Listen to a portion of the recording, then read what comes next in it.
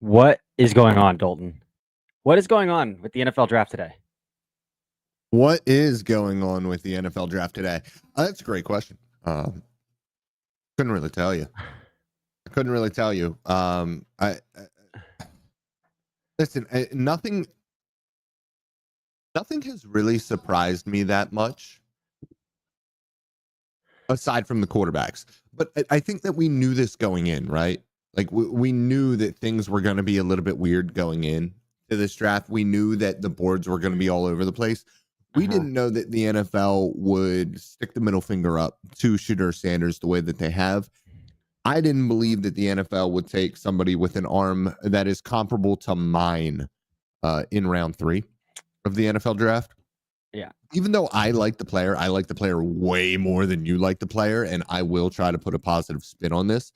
It will be very difficult for me to put a positive spin on taking a baby-armed quarterback who is left-handed to play Day 2 in Cleveland. Day 2. Like, that's a fine 6th round pick. That's a fine 7th round pick. Day 2.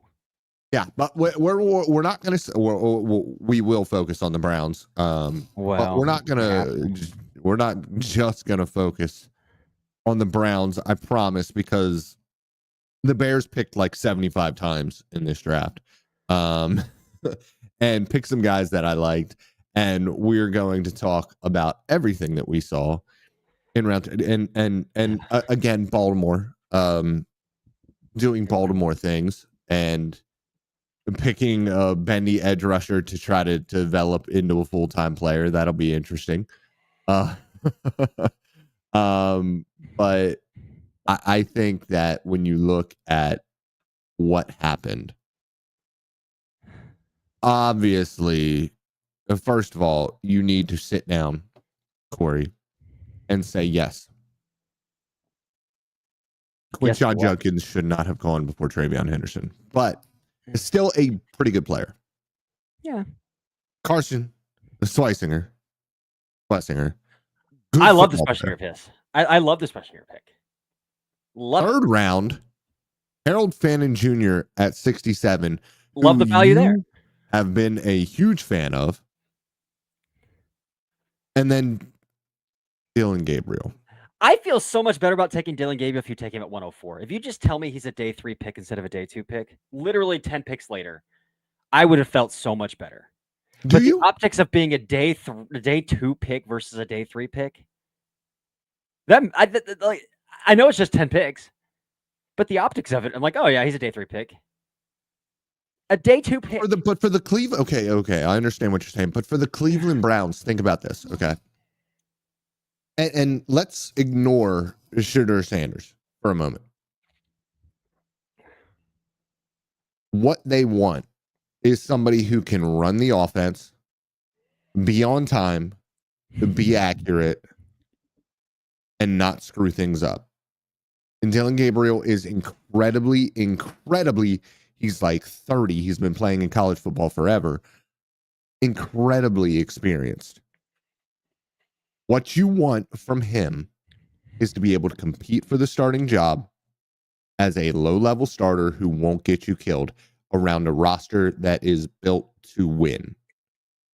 He is nothing but a career backup type because of his physical inabilities or his physical limitations.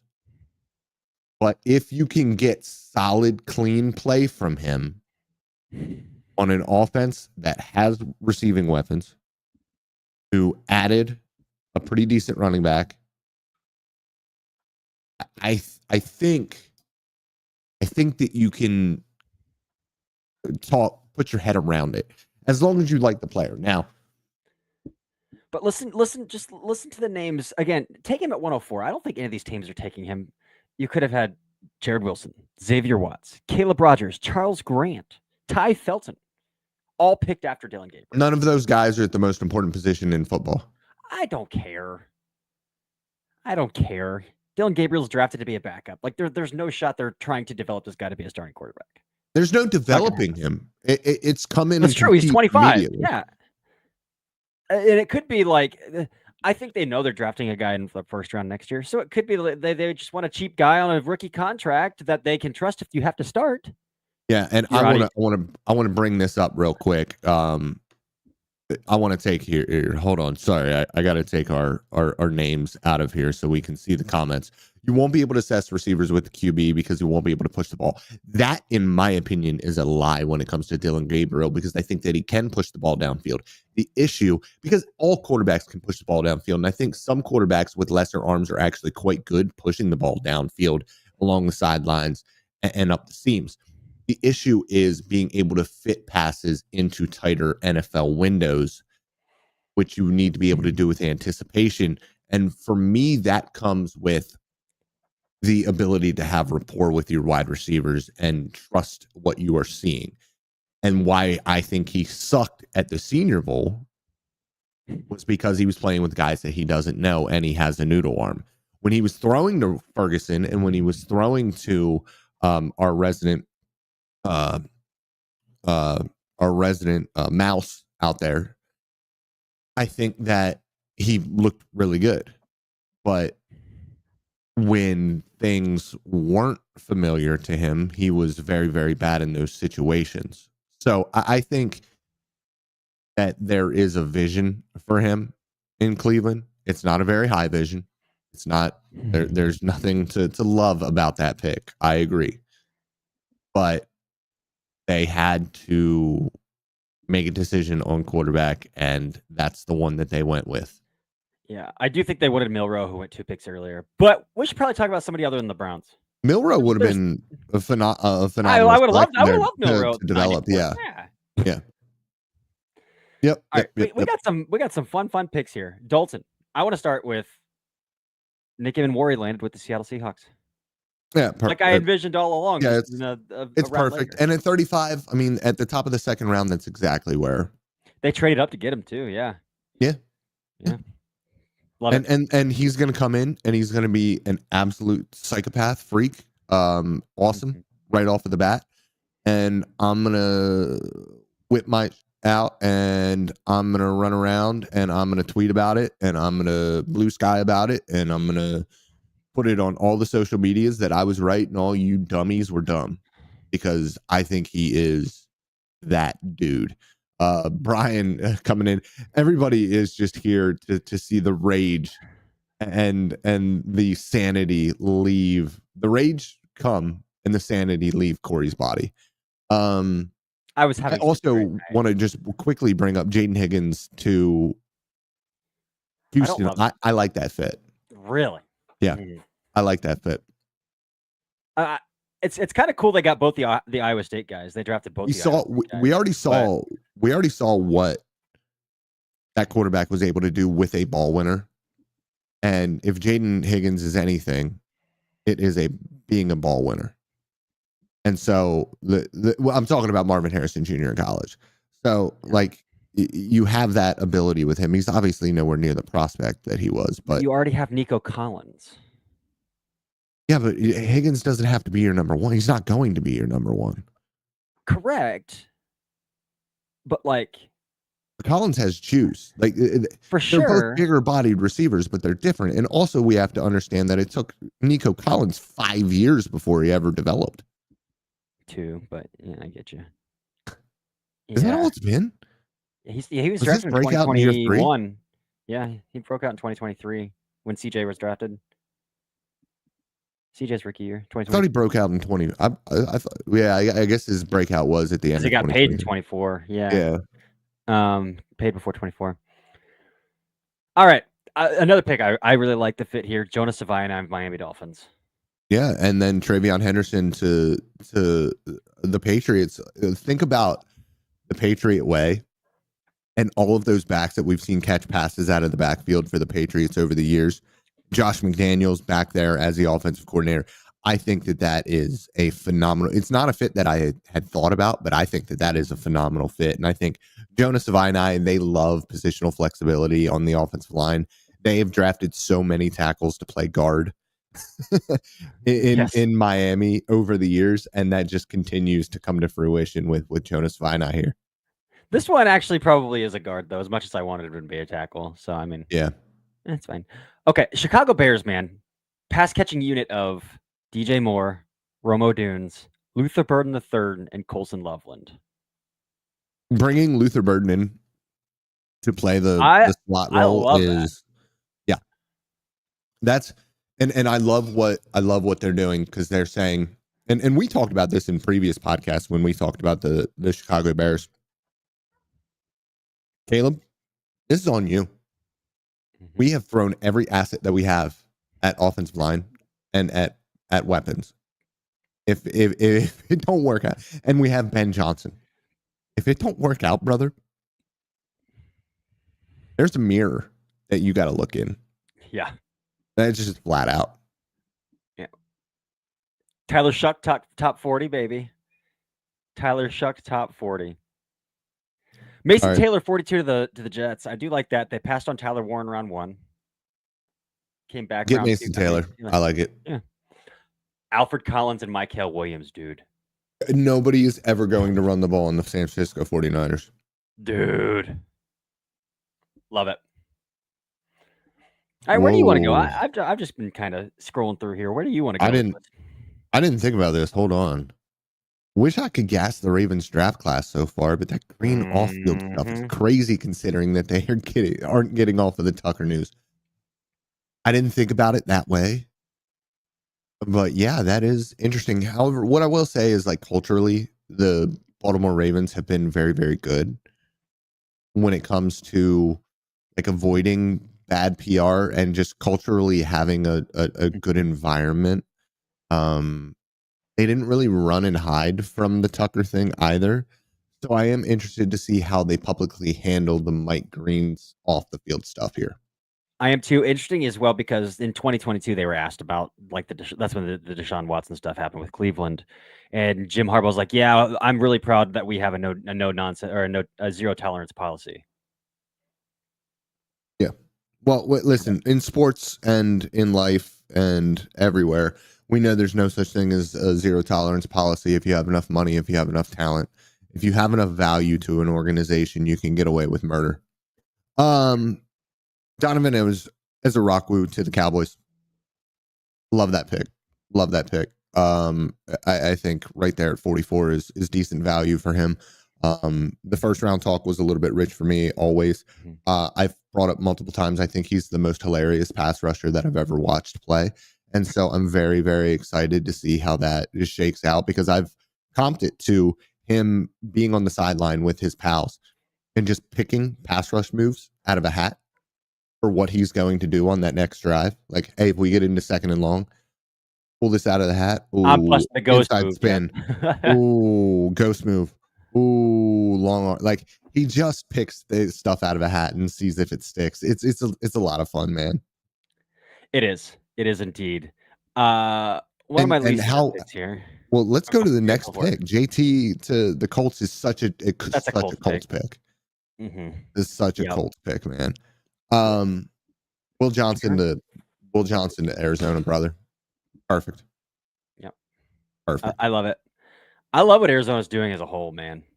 I've loved what Arizona has been doing since Monty Ossenfort came in.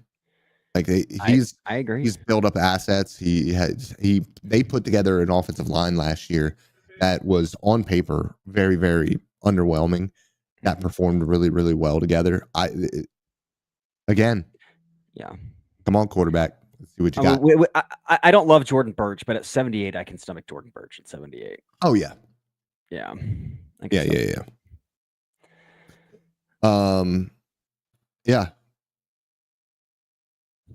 AJ with the AJ. Yeah, I don't disagree. And then Salt coming in with the Revel stuff. I mean, we'll talk about that, but Corey was incredibly high on Revel, and having him go to the Cowboys in round 3. I know that he's 24. I know that he's coming off an ACL. I know that I wasn't a very big fan of his, but in round 3, that's perfect. It's almost exactly where I wanted it to happen. Still to have a running back, but they're having a pretty solid draft otherwise, I would say. And the Booker thing was fine, but running back and wide receiver would have been nice too. Yeah. Oh, we have a Twitch. We have a Twitch comment here. What's good? Going Yeah. up to Twitch. Love that. Let's talk about. I want to talk about Carolina because trading up for Nick Scorton and then doubling down and taking Princely Umanmielen in round 3 as well. After we thought they were gonna go with Jalen Walker in round 1. They went with Tet, and then they're like, okay, well, we'll just double down on edge on day 2. Nick Scorton, I'm sorry, man, but if he's legitimately gonna play at 267, which is where he weighed in at the combine, which I think is his natural weight and probably what he was playing at Purdue before he went to Texas A&M, and they were like, yeah, put on 20 pounds, that should go well. This might be one of the best picks of the draft. 51 overall, Nick Scorton. Mm-hmm. I don't disagree. I mean, you know how much I love Nick Scorton. With the Shedeur Gabriel. Yeah, just they're cooking. Yeah. Let's see here. What else? Rebel was 6th overall on Tyler's board. Tyler, I think you're insane, but I love you. And that is okay. And I wanted to bring up that comment specifically because it really, really shows how all over the place people were with their big boards in this class. I mean, we had people that had Shamar Stewart was top 10 for both of us. Mm-hmm. And Shamar Stewart was the 90th ranked player for some people. Yeah. So I had honestly, a second round grade on Shedeur Sanders, who isn't drafted yet. So, yeah. You know, we'll at quarterback. Yeah. So we'll see what happens here, man. We also have this question from 1234 about the Bills. So let's just talk about the Bills real quick. If you told me that they came away with Maxwell Hairston, Landon Jackson, and TJ Sanders, I would be pretty over the moon. I think that's a fantastic trio. Telling me that Sanders went in round 2 and Jackson went in round 3 breaks my brain. I didn't love Sanders. I thought Sanders was the second best defensive tackle on his own team. I know that a lot of people really, really like him. I loved Tonka Hemingway. And when you talk about the NFL draft and the NFL and projecting forward in general, you have to be able to project forward. And in that projection, you have to look at the athletic limitations and ceilings. And I know that my guy Tonka tested really well. He doesn't look that good on tape when it comes to his athleticism, and he's 285 pounds, and maxed out and old. And so Sanders, from an NFL draft perspective, was the better prospect, even though I thought that Hemingway was the better player. Thank you for the follow, 1234. Heck yeah. Appreciate you. Yeah, let's talk about this one, because this is something that I was blown up by. Where'd it go? No, that's not the one. I lost it. Which one are you looking for? I found it. There it is. This one. Thoughts on Anthony Belton, 54th overall. That's a little bit out of Brian. I mean, you can correct me if I'm wrong here, but he's way too big for the Packers normally, right? Like way ttoo big. That doesn't it doesn't make a whole lot of sense to me. And they just where are they going to play him? They drafted Jordan Morgan a year ago. They Rasheed Walker's still under contract, and he started at left tackle for them all year. They have Sean Ryan at right guard. Who else? And he's not starting at right tackle. Center now. He's not starting at right tackle. So what? And he must be competing at left tackle. Unless they don't like Sean Ryan. It would be the only thing that I could think of as well. Yeah. So, and Rasheed Wallace is a 7th round pick, but finding starting caliber left tackles isn't easy. So if you have one, you just don't whatever. JP is saying the Texans tripling down on Iowa State receivers is hilarious. It's a good bit for sure. It is a good bit. Jalen Noel going that late though, in round 3 is a pretty nice value pick. I love it. Walker will be a free agent next summer. That is correct. Yes. It's all right. I understand that. But again, if you have a serviceable left tackle, you just pay them because you have to. Because it's so hard to find quality left tackle play. It's hard to find average left tackle play. Yeah, but you leverage Belton against that. That's what you're doing. You're leveraging Belton against that. If Belton can come in and develop you, and then you don't have to pay him. I mean, that's fair. Yeah. Both overall, though. And he can, and as Brian says, he can compete with Ryan at left guard. Torrey Salt here, Dr. Salt here. Torrey Horton, the dream 5th round pick for the Cowboys. Dude, I love Torrey Horton. The forgotten man in this draft class because he barely played in 2024, but a really, really good football player. Is Belton a tackle, though? I mean, that's a great question, AJ. That's a great question that I cannot really answer for you. Announced as a tackle, though, yeah. Yep. Do you want to go through some of the best available still?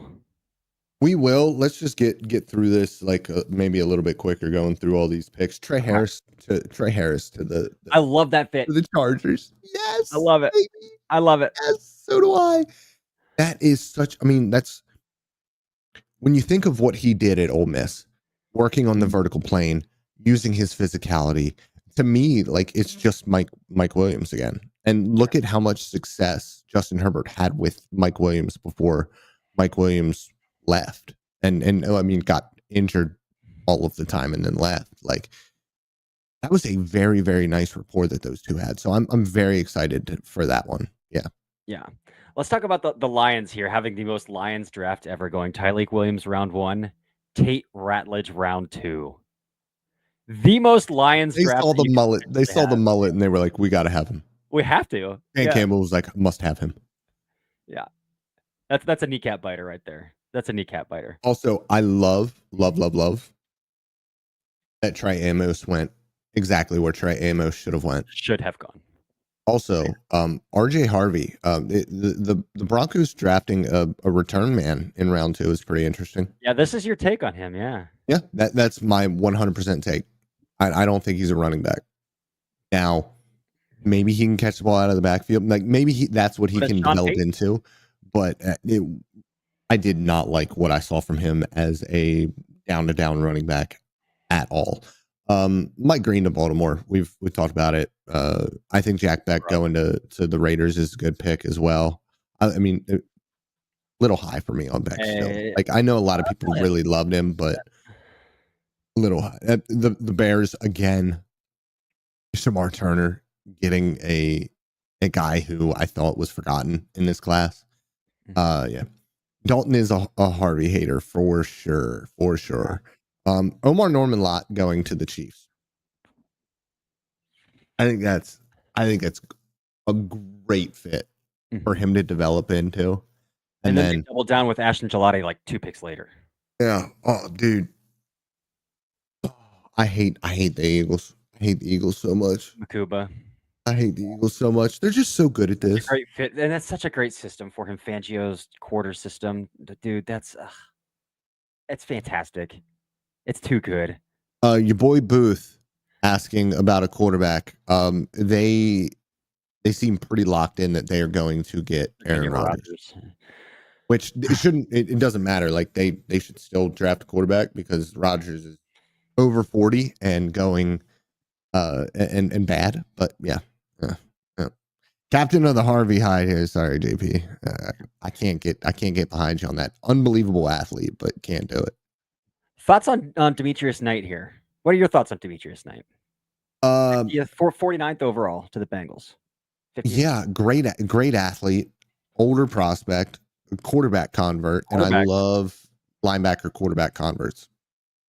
Love safety quarterback converts. Like if you play quarterback and then you switch a position and you turn into an NFL caliber player, immediately I'm like, you're probably cognitively pretty darn good. He's a big boy too. It's this Deion Henley thing. Deion Henley's had to grow into his frame. Demetrius Knight does not need to grow into his frame at all. Very true. That's a very dense man. Yep. Yep. Darius Alexander, I think, is a phenomenal player. And getting on that defensive line, he's going to be able to do so much. With Dexter Lawrence and those edge rushers that they have put together there, that's going to be a dangerous front 4. That is like... It's really unfortunate that they did all of this to just try to draft and develop Jackson Dart. Yeah. Well, here's the thing, though. I'm not convinced that those guys don't get fired and they just take a quarterback again next year. I'm really not. Yeah, I mean, that's absolutely fair. Yeah. Do you think? Here's a question: do you think Darius Alexander would have gone first round if he was 22 years old? Maybe. Instead of 25? I think playing at Toledo doesn't help either, but Yeah. I mean, Quinion went first. But Quinion went first playing at Toledo. But yeah, that is true. That is true. Yeah. Gillette with again another. I mean, it's one of your guys. like there's watered down Karlaftis, but a little bit bendier, like a little even less explosive than Karlaftis is, but like very similar players in that they're both very technically sound as pass rushers. I think Gillette has bend at his size, which is pretty impressive. He's just not a very good athlete. Yeah. Yeah. I want to hit on Fannin here a little bit. Yeah, I do want to talk. Yeah. But can I get to this? Can I get to this question real quick? I want to just hit the questions as fast as we can as they come up. Any options on the Steelers or opinions on the Steelers drafting Watt or Pickens? If you trade TJ Watt, it's not gonna happen. No. The Pickens thing, they could trade Pickens. Here's the thing, though. They want a second-round pick. Somebody's gonna have to turn around and pay George Pickens, and George Pickens could go on a month-long meltdown and just. And yeah, you don't want to pay George Pickens. No, that's a day 3 pick kind of trade, and I don't think the Steelers are gonna trade him for a day 3 pick. Karlaftis, Chanel, and Gillette is the Spider-Man meme. kind of is, yeah. Just get those guys in a weight room and see. Yeah, talk about Fannin. So we kind of went on a bell curve with Harold Fannin, where we started out like. Well, I guess the opposite of a bell curve, kind of a roller coaster, I guess. We started out really high on him.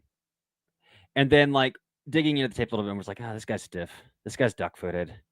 He might have to be in a particular role to like really find success at the NFL level.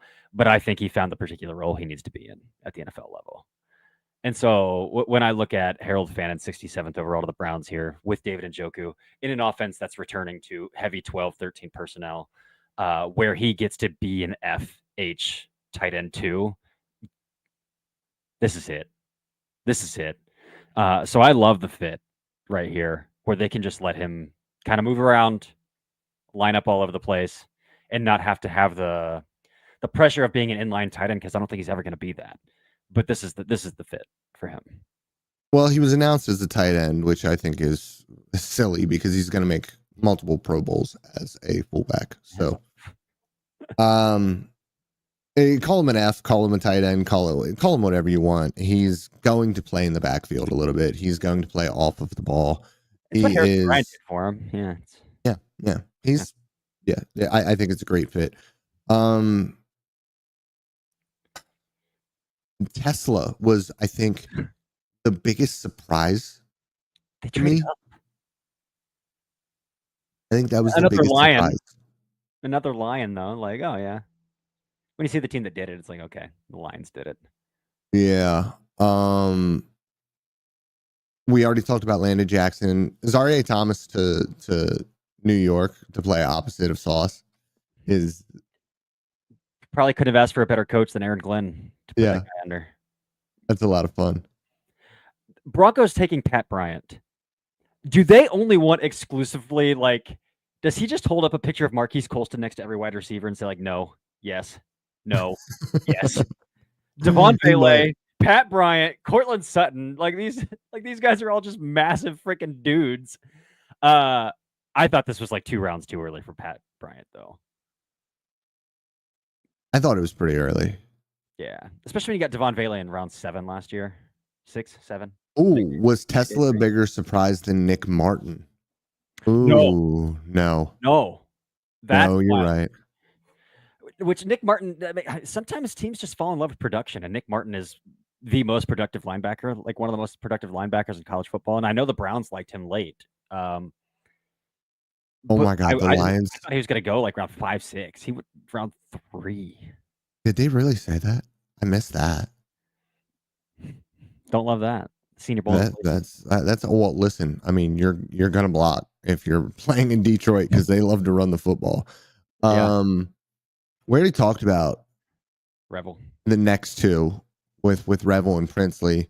We talked about Birch. We talked about Noel. Caleb Johnson to the Steelers, dude. Yeah, That's a Steelers running back. that's such a Steelers pick. Yeah, Steelers runner. Him going in round 3 is insane to me, but I agree. I also love Jacob Parrish. Yeah, love the next pick too. Jacob Parrish to the Bucks. They doubled down on corner. They went Benjamin Morrison in round 2 and Jacob Parrish round 3. I still don't love Benjamin Morrison as much as you or other people, but I'm not going to argue with the value of 53. I think it was, and then to double down and get your nickel like that. Yeah, this is the best nickel in the draft, in my opinion. The best nickel. Yeah. Tremendous. Yeah. Let's talk about this one. The Raiders, man. John Spytek murdering his first draft. Yeah. Absolutely killing it. Dude. Ashton Jinty, Jack Besh. I don't love Darian Porter. Round 3. I'm in round 3. Pretty stiff. In round 3, I'm okay with it. Additional players at 5th. Yeah, it's 68th overall. But then Caleb Rogers and Charles Grant 98th and 99th overall. Yeah. Backing up a little bit because there's a 0% chance I am pushing past my guy, my big boy, Jamari Caldwell, going to the Chargers and playing for Jim Harbaugh. That I am excited about. I love me some Jamari Caldwell. I put 25% of the pass rush production of Derek Harmon directly on Jamari Caldwell and their ability to play off of one another. And we love Derek Harmon. But this dude, Jamari Caldwell, can play. And to watch and see a true nose get the value of the 3rd round is lovely for me. Caleb Ransall.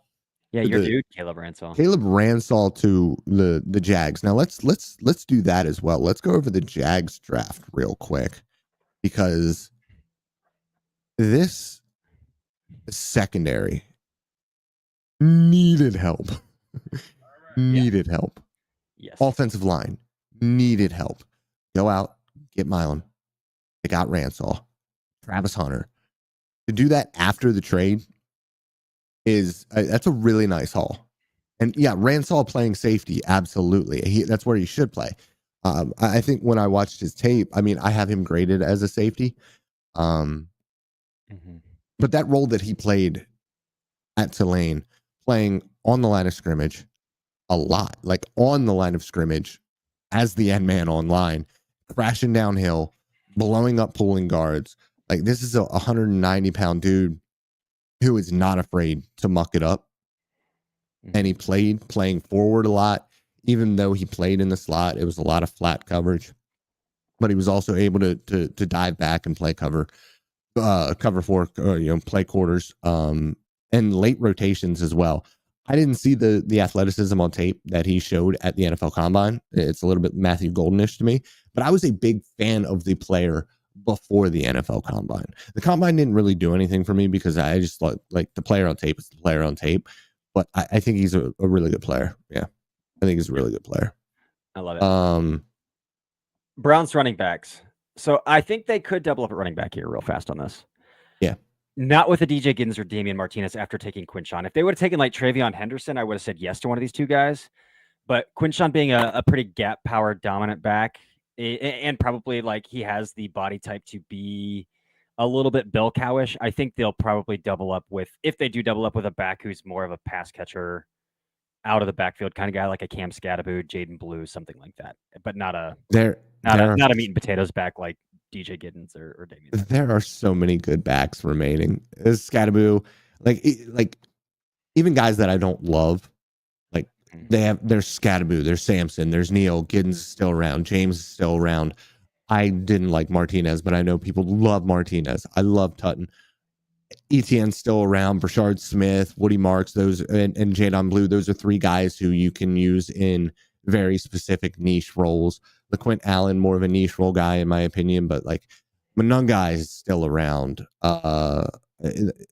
Krosky Merritt is still around. Sanders is still around. Corey Kiner, like there's still a ton of talent at running back around. Going to be a lot of really fun PFAs landing in places in that running back class. Yes. Any other picks in Emory Jones to Baltimore? Dude. He's going to be a Pro Bowl I think in our very first mock draft as a of first the year, I think we had Emory Jones as the first round pick to the Baltimore Ravens. We might have. Yeah, he's fallen a little bit, but he's going to go there. He's going to play guard, and he's going to become a freaking Pro Bowler. Like, yeah, Milrow to Seattle. I love it. Love it. He gets to develop behind a starter for a little while. Skip over 94 because you've talked way too much about that. Upton Stout top 100, baby. Upton Stout top 100. That's my dog. I'd also like to shout out Jalen Smith top 100. You are a Jalen Smith guy. I am. Yeah. Can someone explain this video to me? How do people assess so wildly? I don't know what video you're talking about. Are you talking about our video? And in reference to what? Yes, you do remember Corey saying Emory over Campbell at some point. We both did. So that's the point of summer scouting.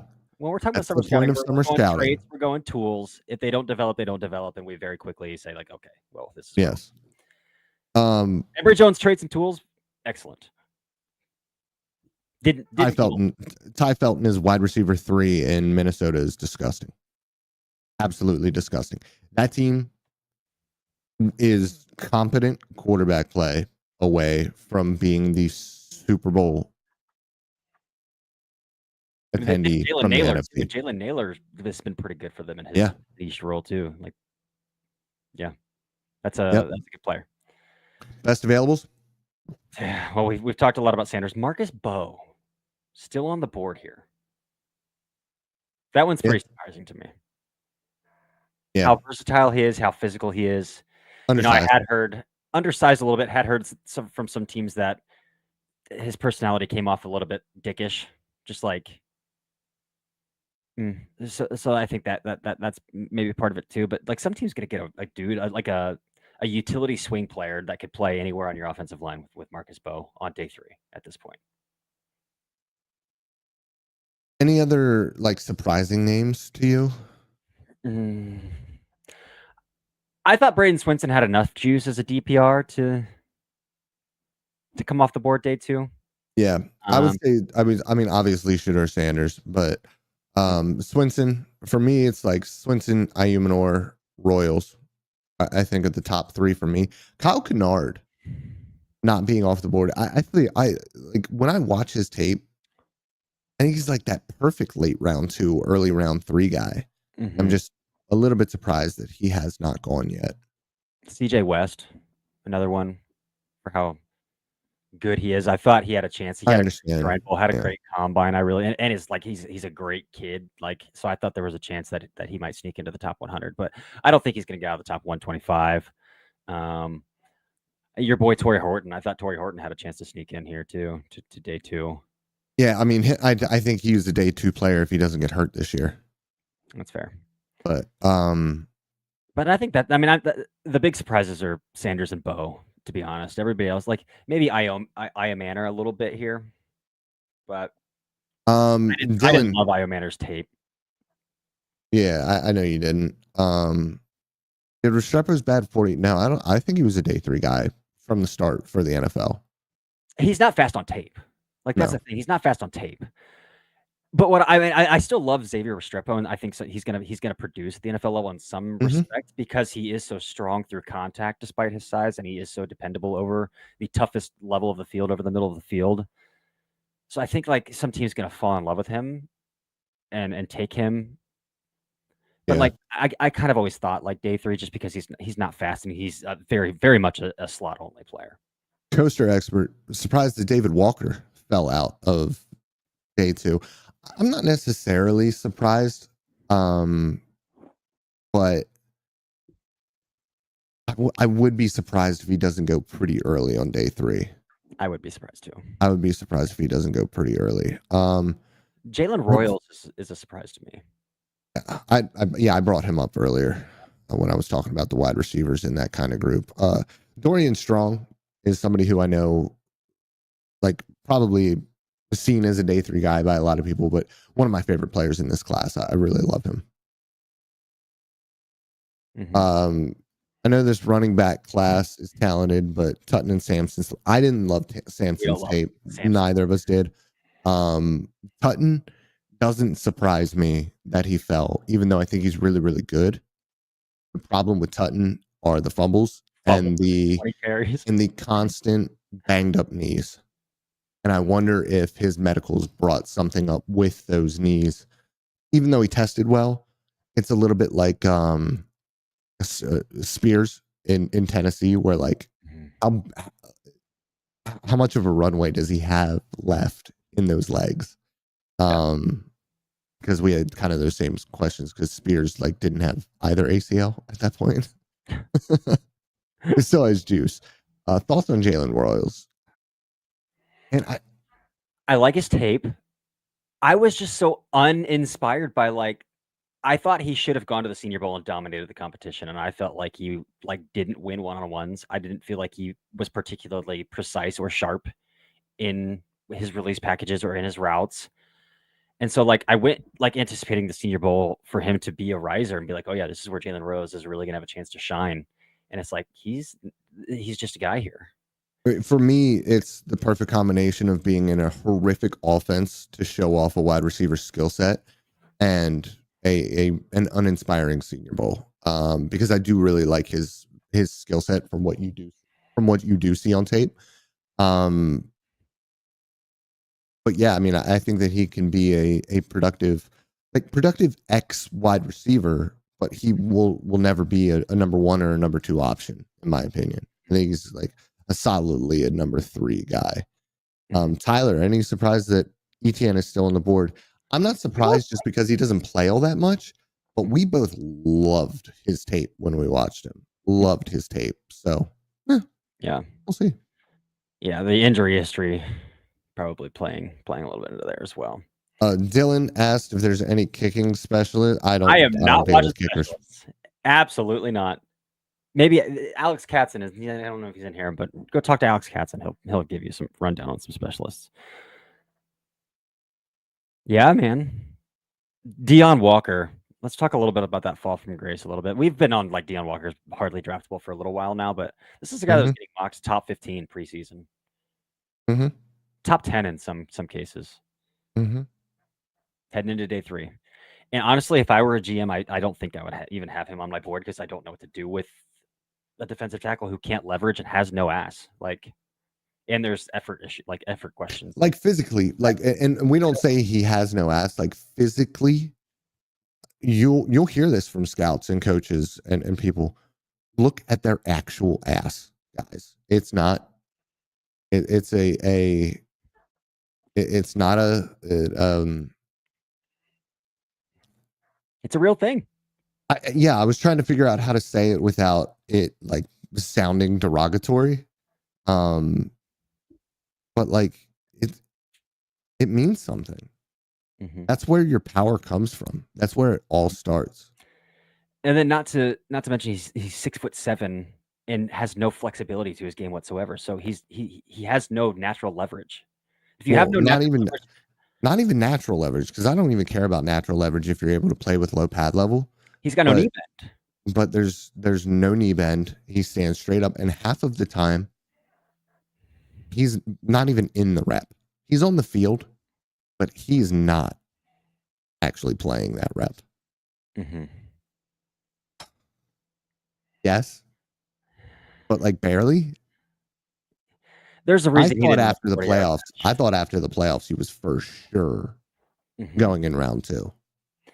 Yeah, there's a reason he didn't run a 40-yard dash though. Even if you watch that fumble return, that strip sack fumble return against Texas in the semis, that dude is moving it like Volkswagen Beetle speed down the field. Didn't matter. Beat Cam. Yep, he did beat Cam, who's also still on the board after having a really strong first 6-7 weeks of the season. Yeah. Yeah, it's disappointing. But yeah, no, Jack Sawyer just doesn't have athletic traits and is pretty stiff. Pretty stiff. Mm-hmm. Yeah. Best day 3 offensive linemen available. Marcus Bowe. We got to start there. Cam Williams. I think Cam Williams can get drafted pretty early tomorrow, but I think you still got to stash that guy.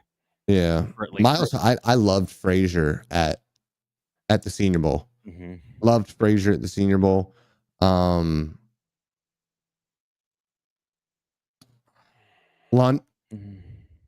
Travis, Jalen Travis, and Chase Lunt. Travis and Chase. Yeah. Those are good ones. Johnny Cornelius as a. Yeah, I mean, for me, Cornelius is a guy who is that like not a great athlete. It probably won't play tackle at the next level, but could be a serviceable guard as a rotational guy. That's kind of how I feel about him. Yeah, a couple of West Coast centers. I like Jonah Monheim for what he is at center. I hated his left tackle tape. His center tape grew on me, and he had a really strong Senior Bowl. But Joshua Gray from Oregon State. I think that dude's going to get drafted in the 5th or 6th round, and he's going to go on and play for a freaking decade. I love Joshua Gray. Like, he started at left tackle. He started at guard this past season. I think he's a natural center, and he's probably going to play center at the NFL. So, wherever Joshua Gray lands, I'm going to be watching pretty closely, but I think that guy's going to play for a very long time. Yeah, that's about it for the what wide receiver would you like to see the Titans draft for Ward? Who fits the best? Xavier Restrepo. Bond? Oh yeah. I'm trying to think. No. They didn't take one. They probably should have. I There's mean, if you're talking about a guy who has board. the ability to develop into an actual guy, it's probably Io Manor. But like, yeah, Torrey Horton maybe. Yeah, somebody dependable, not not a lot the of guy who has a charge on him now. Well, he might not get drafted. He won't get drafted. He shouldn't get drafted. No. Yeah. Yeah, I mean the rapport he has with Restrepo is insane. Thoughts on Seth McLaughlin? Good player. Good, fine. Yeah. Yeah. That's a pretty gruesome injury. Yeah. Yeah.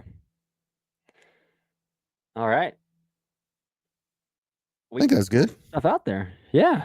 We knocked it out. We got one more day to go. We won't go live tomorrow after day 3. I don't think there's any reason to go live after day 3, but we'll do a wrap-up episode on Monday, release it on Tuesday. But for now, yeah, we did some good stuff. Did some damage in here. Dole, do you have anything to add for the people before we close this thing down? Now, you know me. I love you. Check out my YouTube. It's not football content. It's fitness and bodybuilding content. But run through that, get the algorithm going on it. I gotta plug my stuff, man. I gotta plug my stuff. It is what it is. Yeah, for sure. All right. Well, that's it. Oh, I actually do have something else to add. Okay. I actually do have something else to add if you guys are still here. If you guys are a part of my Patreon, okay? If you are a part of my Patreon, tell your friends to get into my Patreon now because I will be raising the price. I need to get more storage. I need to pay more. So y'all need to pay more. Everybody who is already a member of the Patreon to get the all 22 for college football has it. Good to go. They're still going to be $5, but everybody new is going to be 10. So if you had friends who had memberships and do not anymore, tell them to get back on it. Also, there are people who have canceled their memberships and still have access because I have not had time to go through and delete access. I will be deleting all of that access and making you guys pay again. So tell all of your friends to join back up for $5 a month. Let that crap run all year. I will have more stuff. I will be doing individual player cut-ups as well. Those will be in a different tier. That will be more expensive. That is a ton of time to take out of my day to cut up individual players. But tell your friends, join the Patreon. $5 a month, Sam. $5 a month. This is a good time to announce. I mean, I've already said it a million times, and I've sent emails out to subscribers. But I'm also going to a paid model on Sunday night on my Substack on Daft on Draft. Again, the podcast will remain free. I'm going to do a bi-weekly newsletter, just trying to aggregate as much draft news as I can to keep, at least people in the loop who don't want to pay.